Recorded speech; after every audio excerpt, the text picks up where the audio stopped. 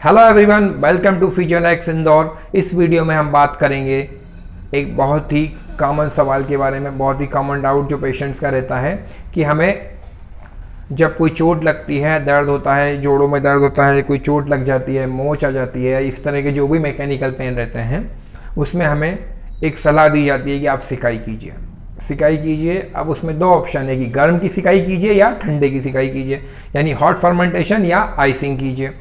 अब हमें कन्फ्यूजन रहता है कि कब हमें आइसिंग करनी है और कब हमें गर्म की सिकाई करनी है या हॉट फर्मेंटेशन करना है।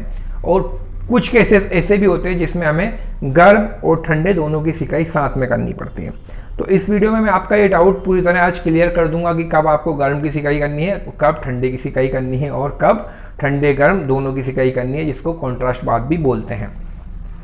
तो वीडियो को शुरू करते हैं। उससे पहले मैं आपसे रिक्वेस्ट करना चाहूँगा कि अगर आपने अभी तक चैनल को सब्सक्राइब नहीं किया है तो चैनल को सब्सक्राइब कर लीजिए और बेल आइकन को प्रेस कर दीजिए ताकि आपको हमारे चैनल के नोटिफिकेशन मिलते रहें। चलिए शुरू करते हैं। देखिए, कब गर्म की सिकाई करनी है और कब ठंडे की सिकाई करनी है, इसे आप समझिए इस तरह से कि गर्म की सिकाई जब हम करते हैं या हॉट फर्मेंटेशन करते हैं तो हमारी बॉडी में क्या होता है, और जब हम बर्फ़ की सिकाई करते हैं तब हमारी बॉडी में क्या होता है। इससे आपको क्लियर हो जाएगी कब गर्म की सिकाई करनी है, कब ठंडे की सिकाई करनी है। अब पहले बात कर लेते हैं हम हॉट फर्मेंटेशन या गर्म की सिकाई। हॉट फर्मेंटेशन आपको कब करना होता है, इसमें क्या होता है पहले ये समझिए। जब आप अपनी बॉडी के किसी पार्ट को हीट देते हैं तो वहाँ पे वैसोडाइलेशन होता है, मतलब आपकी जो ब्लड वेसल्स हैं वो फैलती है, वहाँ पर ब्लड फ्लो बढ़ता है और ये बढ़ा हुआ ब्लड फ्लो वहाँ पर न्यूट्रिशन को भी ठीक से पहुँचाता है और इससे आपको हीलिंग होती है ना। लेकिन इसमें एक चीज़ क्या हो रही है, वैसोडाइलेशन हो रहा है, मतलब चीज़ फैल रही है। आपका जो मस्कुलेचर है, ब्लड वेसल्स है, वो सारे फैल रहे हैं। सिंपल सी बात है, हीट में कोई भी चीज़ फैलती है।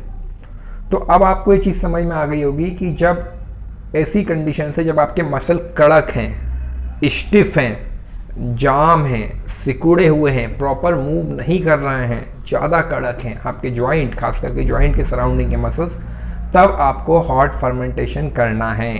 यानी कोई क्रोनिक पेन है, जैसे कि आपको काफ़ी पुरानी चोट है, वो अब हील हो चुकी है, लेकिन वहाँ पर क्या रहता है, आपको जाम सा लगता है, या आपके मान लो घुटने में दर्द होता है और वो घुटने जाम लगते हैं, कड़क लगते हैं, फ्रोजन शोल्डर है ना, और कंधे जाम रहते हैं, कमर के मसल जाम रहते हैं, कड़क रहते हैं। यानी जहाँ पर आपको कोई भी चीज़ सिकुड़ी हुई और कड़क लगेगी और एक पुराना दर्द होगा, वहाँ पर आपको गर्म की सिकाई करनी है, हॉट फर्मेंटेशन करना है। यहाँ तक बात आपको क्लियर हो गई। अब हम बात करते हैं आइसिंग कहाँ पे करनी है। आइसिंग करने से क्या होता है, आइसिंग करने से उस पर्टिकुलर एरिया का वेसो कॉन्स्ट्रिक्शन होता है, मतलब वहाँ के ब्लड वेसल्स सिकुड़ते हैं, है ना, सिकुड़ते हैं। तो ऐसी चीज़ जिसमें आपको ब्लड वेसल्स को सिकोड़ना है, उस कंडीशंस में आपको आइसिंग करनी होगी। इसका सबसे अच्छा एग्जांपल है जब आपको कोई एक्यूट चोट लगती है। एक्यूट मतलब ताज़ी चोट लगती है, जैसे आपको मोच आ गई या आपको हल्की सी किसी एक्यूट चोट लगने की वजह से स्वेलिंग हो गई। स्वेलिंग में आइसिंग बहुत काम करेगी। क्यों? क्योंकि आपको स्वेलिंग है, तो स्वेलिंग में क्या हो रहा है कि आपके ब्लड वेसल्स ऑलरेडी फैले हुए हैं। अगर आप वहाँ पे गर्म की सिकाई करेंगे तो वो और फैल जाएंगे और स्वेलिंग और बढ़ेगी। यानी जहाँ पर आपको ताज़ी चोट है, स्वेलिंग है, वहाँ पे आपको आइसिंग करना है। उससे क्या होगा, आपकी ब्लड वेसल्स कॉन्ट्रैक्ट होगी और आपकी स्वेलिंग भी कम होगी। इस कंडीशंस में आपको आइसिंग करनी है। तो आपको क्लियर हो गया होगा कि आपको गर्म की सिकाई कहाँ करनी है। गर्म की सिकाई करनी है जहाँ पे आपके मसल्स जकड़े हुए हैं, आपकी पुरानी चोट है और मसल टाइट हैं, फ्रीली वर्क नहीं कर रहे हैं, वहाँ पर वैसोडाइलेशन कराना है, यानी बस ब्लड वेसल्स को फैलाना है और आपको वहाँ पे हॉट फर्मेंटेशन की ज़रूरत लगेगी ताकि आपका जो जाम एरिया है वो फ्री हो जाए।